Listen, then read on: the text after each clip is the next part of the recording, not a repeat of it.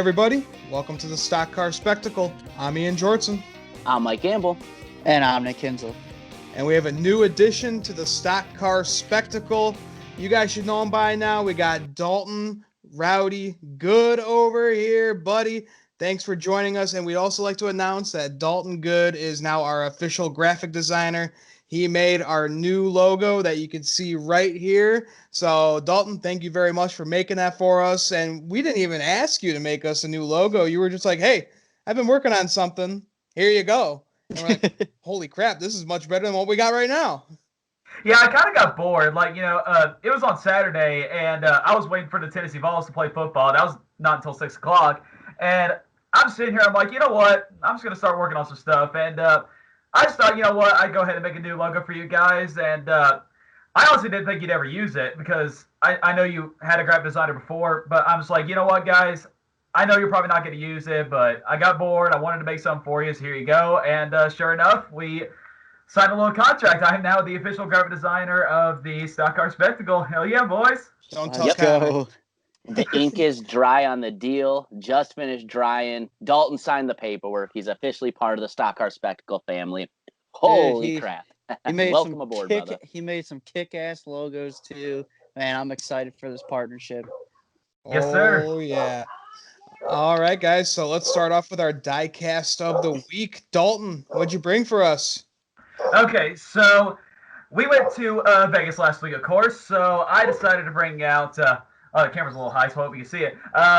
The 2019 Skittles Red, White, and Blue Kyle Busch diecast. Now, what does this have to do with Vegas, you ask? Well, as you guys know, I went to Las Vegas back in July. My mom's stepdad got married there, and the first day we were there, I went to M&M's World, and I bought this car. It was sitting there. Like, Kyle Busch actually has like a whole floor in M&M's World, and of course I had to go up there, and they had this diecast.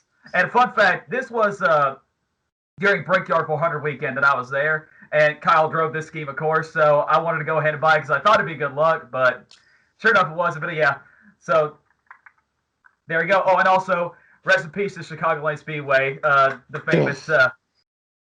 Yep. we'll be getting into all that sad news on Ian's pit stop, but buddy, that is a beautiful diecast. It was awesome seeing that Skittles car in person at Chicagoland. It is just so beautiful. Dude, there's nothing like American paint schemes. Like, there's just that's the number one thing I love about 4th of July and Memorial Day. You always got the good red, white, and blue paint scheme. So yeah, I had to bring that out there. Oh, absolutely. Dalton, you had quite that weekend out there in Vegas when we saw some pictures. You got arrested by some two Vegas local cops. Yeah. Dalton had the handcuffs on for being naughty. You know, my stepdad actually made me do that. I gave him $20 each, by the way. Nice. Oh, nice. All right. Hey, speaking of Vegas, Ian, that's a nice hoodie you got on, by the way. Hey, thanks. Yeah, new Noah Gregson hoodie with the Vegas logo on there. So I thought it was pretty snazzy. Yeah, and real quick before we move on, I don't really collect Noah Gregson gear. I wish I could have got Noah Gregson gear when he was at KBM, but I actually really want that hoodie and hat of the Las Vegas sign. That looks really cool. Yeah, I really like it. All right, Nick, what'd you bring for the diecast of the week? This one was tough. I mean, I don't really have any cars that go with Talladega, so I was just kind of searching the web, and I literally typed in Trevor Bayne Talladega, and I got this car, the 2014 Ford Motorcraft. He raced this race in Talladega, and on our bags boards that we have at my dad's house, this car is featured on there with him and Dale Jr., not him and Dale Jr., but this is a car that's featured on my dad's bags boards. Him and Dale at point in this race, but Trevor Bayne in Talladega, it was never successful there. He had like 1 3rd place finish there, and then the rest he was caught up in other people's messes. So, yeah. Yeah, that's what happens at Dega, buddy. For a solid restrictor plate racer as Mr. Trevor Bayne was, Talladega was not his spot, man. Not kind to him at all. I remember 2017. I think he had a 6th in the fall race that we were going nuts for. He finished 3rd in that. Race. You're right. It was 3rd there, 6th at Martinsville that year. Yeah. You're right. Some good runs. So, All right, Mike, what you got? All right, guys. So I got a little story time for mine. First off, I had a birthday that passed this past Saturday. Yes, happy birthday, birthday buddy. to Mike. Yep. Thank you, boys. Mr. Ian was nice enough to get me a birthday present, and it ties in perfectly because this young man got his first ever truck win at Las Vegas a couple years ago, and that would be the 88, in this case, of Ben Rhodes when he drove for Junior Motorsports. Oh. This thing's bad, and I didn't realize this is the autographed edition too. That's pretty badass, man. So, Yes, sir. Ian, from the bottom of my heart, thank you. This is one of those pieces that was on my to buy list, and for whatever reason, just never pulled the trigger. It's badass, man. Yeah, I I had to look. texted Nick and Ashley seeing if you had that diecast, and they Yeah. said nope. So I was like, all right, that's Oh perfect. hell yeah! It's Well, just it so doesn't- unique. It is, and especially you almost forget too that Ben ever drove that '88 car, and it's such a cool car to have. It I thought it was an elite too when I first looked it up and everything, because the detail and everything in the car doesn't just like your regular ARC. So it's a really badass, unique diecast. So again, thank you, brother. Of course, So- buddy. Yeah, I don't even remember Ben Rose driving in the Xfinity Series. I just don't remember. What year did he drive? It was Hey, for 2015. Yeah, 2015, and it was a part-time thing. I think he only ran like 8 races or something. Oh, okay. So Yeah. I remember listening to him on a podcast talk about it, and he said, first race he ran really good. He's like, oh, damn, I could do this. All right.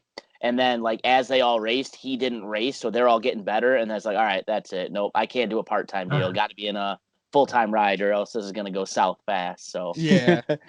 Real quick, Mike, that looks like something that's really, really rare. yeah, I haven't seen a boatload of them. I know you can buy them from Ben on Ben Road's website, but other than that, they're very, like, in and out sporadically at Plan B sales. So, Yeah, I got that one at Plan B. All right. right on, baby. All right, boys. So for my diecast of the week, he got his first win of 2020 this past weekend at Las Vegas Motor Speedway. I got to bring out the 2019 Monster Energy car for Kurt Busch. Just nice plain gold. I love the black and the green. I mean, nothing beats Kurt's Monster Energy car. I love this Camaro. Number Simple one. and sexy. Oh yeah. Number one, Monster Energy schemes are always the best, no Oh, matter yeah. if they're plain or what. And number two, I'm going to be very disappointed in Monster Energy if they do not offer the Las Vegas win. There's no way you cannot offer that diecast, especially in Kurt Busch's hometown win, the first ever hometown win, as a matter of fact. I mean, Monster Energy, come on, make it happen. I actually want it, to be honest with you. Yeah. So What hell I don't yeah, man. understand, why would they make that diecast but not this? You know what I mean? Like, what's the Exactly. difference? Right. If they've never done diecast or something, so like, how Chevy is, or I should say Hendrick has that partnership where with Pepsi, so they won't have any other like soda brands on their diecast. That's why none of the Hendrick cars would have the Monster banner at the top before.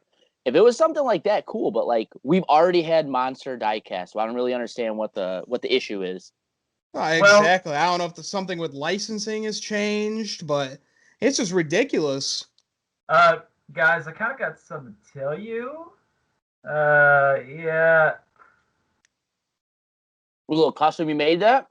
Yeah, I actually painted this. It wasn't hard. Oh yeah, that's sweet though. I also have Kyle Busch's 164 Monster Energy diecast. They actually made that. All right. Uh, The Yeah. Kyle Busch 54 nationwide car is one of the sexiest things I have ever seen in my life. This the thing I hate about Rowdy Energy is that Monster Energy sound dog. Because I love that paint scheme so much, man. I missed it. Yeah. I hated seeing it win every single freaking week, but other than that, I love the damn scheme. I was actually a big fan of his NASCAR. I thought that car was badass. Me And- too. I liked Monster Energy better than Nas. Nothing. Like, it wasn't even close. It's just Yeah. like Kurt Busch's car. Simple, clean, and Yep. sexy. That's what it is. Exactly. When I was in college and I was still kind of like not watching all the time, I would tune in every Saturday. We didn't have baseball and watch the Xfinity race or the nationwide races then. And I was always like, damn, that Kyle Busch car is bad, dude. That was a Yep. really good looking car. Oh yeah. All right, guys. So now let's get into our Vegas reviews. So For the Truck Series, we had Austin Hill holding off Sheldon Creed to get the win at Vegas. So congrats to Austin Hill. And then for the Xfinity Series, we had a battle between Briscoe and Gregson. It did not last long because Briscoe was just bad faster in this race, swept the stages, and won the race for his 8th win of the season. So good for Chase Briscoe. Now let's get into the Cup Series race. We had Kevin Harvick winning the pole, and then we had Denny Hamlin winning stage 1. And then we had some craziness on lap 88. We had Denny Hamlin taking Kyle Busch and Joey Logano 3 wide, making Kyle Busch go up the track, getting to Joey Logano, giving Joey Logano some tire rubs. So, yep, that made Dalton Good a happy man. Yeah, we got the right guy on the show for this one. Yep. That's what you get for Bristol, Joey. You deserved every inch of that. I'm glad you finished the lap down. And I just love how this time Kyle didn't get hurt from it at all. Like, it just felt so sweet that I thought he was gonna when he kind of he had like the tire rub or whatever, but it still worked out okay for him, so it wasn't bad. Well, yeah. See, me too.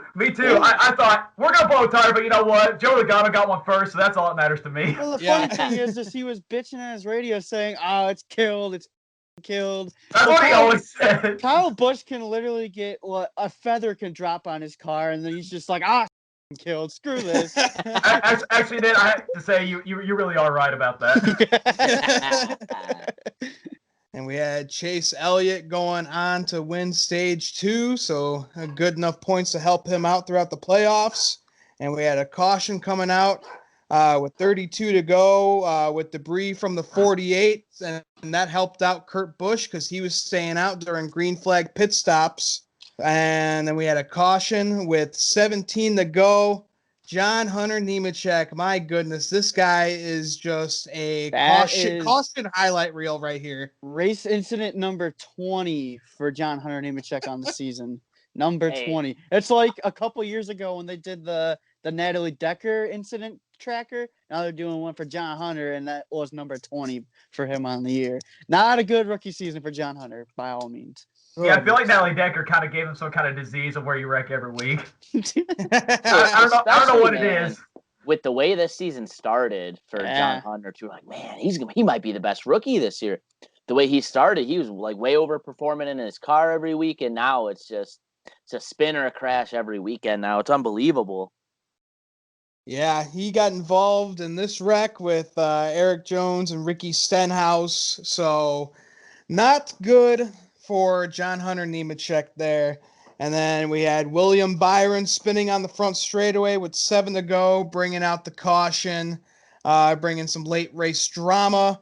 And we had Kurt Busch defy the late race cautions, holding off Matty D and Denny Hamlin to get his first win of 2020 and his first win at his home track. Guys, that was absolutely incredible to see Kurt finally get that win after 20 years of trying. Yeah. Great win for Kurt. Really surprised to see him be able to hold off the field as well as he did. Those last couple cautions, Blaney was really faster in the race. It was moving up through the field. Denny was right on their heels. Chase wasn't too far behind a couple different points in the race. I thought for sure one of those guys was Alex Bowman. I thought for sure one of those guys was going to get there and give him a run for his money. It just never happens. Like, once he got that good restart, like he kind of said in his post race, those drag racing skills get put to the test, and he was gone, man. He's kept beating out Matty D on that restart, and then once he got out front, there was nobody getting to him. Yeah, Kurt figured out what gear that Matty D was starting in, and he just propelled and took off. That was an awesome race. That was a really good Las Vegas race. That finish kind of reminded me of Texas, though, and Austin Dillon's win, because Kurt did not have the fastest car all day. He just had the advantage of that clean air and taking off quickly, and that was almost exactly how that Texas race paid out for Austin Dillon. But nonetheless, great for Kurt. He usually gets that one win a year, and what better way to do it than at your home track? Exactly. Yeah. I didn't know if Kurt was ever going to get a win this year. I just never seen him at all. But yeah, you're right. He kind of just disappears, and then just out of nowhere, he gets that random win somewhere. But now you guys know that I've been in a pissed off mood at every single race this year. No way. finally tonight, I was actually kind of happy. Number one, that race is actually pretty good. And I'll tell you guys this right now. Las Vegas is one of the most underrated tracks on the schedule, and it deserves no slander whatsoever. It's a two-groove track. It kind of reminds me of Kansas and Chicagoland. Rest in peace. And I'm sorry, guys. But anyway, so I'm really, really happy for Kurt Busch, man. I love seeing a Kurt Busch win, especially at his hometown track in Las Vegas. The Busch brothers also struggle at Las Vegas so bad.